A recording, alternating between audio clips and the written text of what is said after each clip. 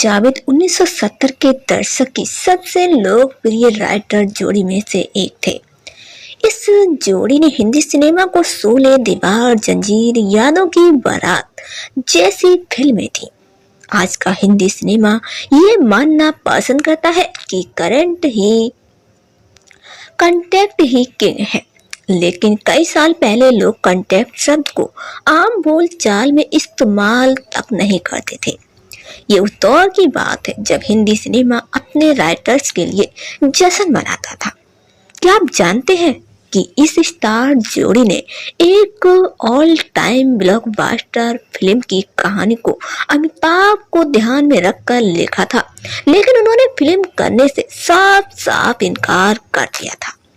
Writer Rajesh Khanna के पास भी film को लेकर पहुंचे, लेकिन उन्होंने भी ठेंगा दिखा दिया।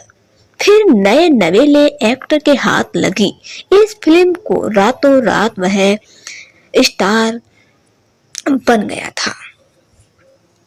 सलीम जावेद की जोड़ी 80 के दशक में अलग हो गई थी।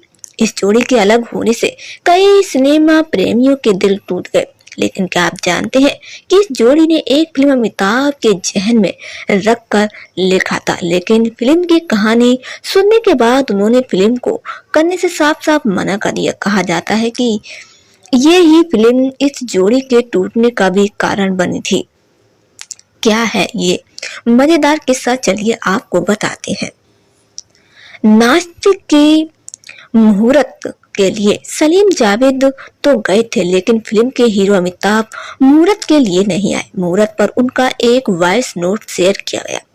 ये तब नई नई बात हुआ करती थी। सलीम जावेद को इससे आइडिया क्यों इस पर फिल्म बना दी जाए, बस क्या था, आइडिया मिल चुका था और ये कॉन्सेप्ट पहले ही एक इंग्लिश फिल्म में बन चुकी थी। और कुछ ऐसा ही concept Kishore Kumar star mister x इन बॉम्बे में भी था। जिस फिल्म की हम बात कर रहे हैं वो 1987 में रिलीज हुई मिस्टर इंडिया। अनिल कपूर और श्रीदेवी फिल्म में लीड रोल में थे। दशक तक चलने वाली ये एक कल्ट क्लासिकल फिल्म थी। फिल्म इतिहासकार दिलीप ठाकुर ने शेखर कपूर निर्देशित फिल्म के बारे में कुछ दिलचस्प किस्से शेयर किए हैं। उन्होंने बताया कि मिस्टर इंडिया की कहानी लेखक जोड़ी सलीम जावेद की आखिरी रिलीज फिल्म थी। इस फिल्म की कहानी तो काफी पहले लिख गई थी, लेकिन फिल्म पर काम बहुत दिनों बाद हुआ था। सलीम जावेद ने इस कॉन्सेप्ट को महत्ता, ग्लैमर और तकनीक दी। मिस्टर इंडिया जब बनी तो तकनीक के इस्तेमाल के मामले में एक असाधारण फिल्म थी। दिलीप ठाकुर कहते हैं कि मुझे लगता है कि शोले के बाद अगर किसी फिल्म ने टेक्नोलॉजी का बेहतरीन इस्तेमाल किया तो वह मिस्टर इंडिया थी। उस समय कंप्यूटर हमारे लिए नया था। उन्होंने कहा कि अफवाहें हैं कि मिस्टर इंडिया अमिताभ बच्चन को ध्यान में रखकर लिखी गई थी, लेकिन बाद में बिग बी ने कहा कि अगर मुझे उसमें नजर नहीं आना तो मैं फिल्म क्यों करूं।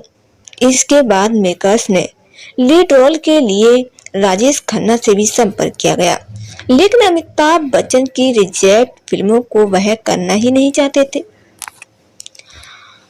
द्वितीय क्रांति चौधरी की एक किताब हिंदी सिनेमा के महानतम पटकथा लेखकों की कहानी में भी इस किस्से का जिक्र है।